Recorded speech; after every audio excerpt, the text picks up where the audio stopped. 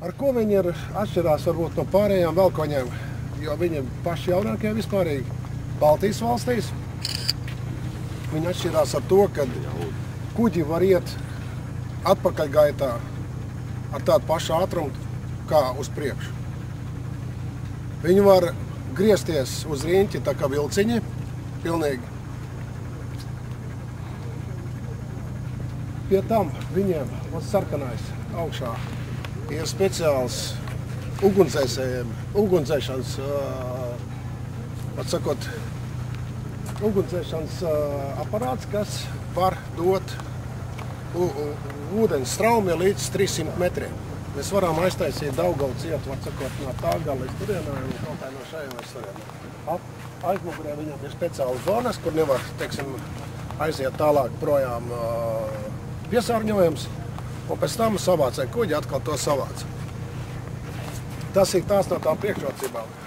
Pat lielākā priekšrocība ir tā, ka šitiem kuģiem viņi ir 5000 zirgspēki, jo parasti, ja vajadzēja 3-4 velkoņus, tad šitie 2 velkoņi var izdarīt to darbu, ko, 4 velkoņu vērtībā.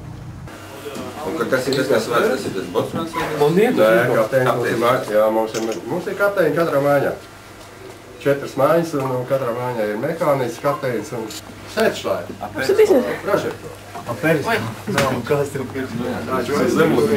Tur ir kanāls.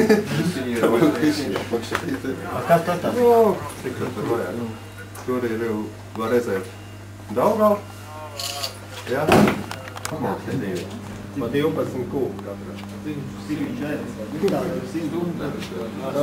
Nu, kaut kur stundā 200 litru viens.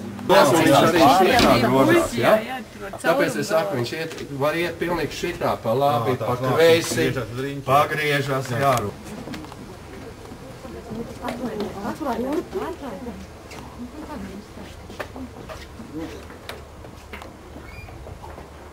Kas tev tur?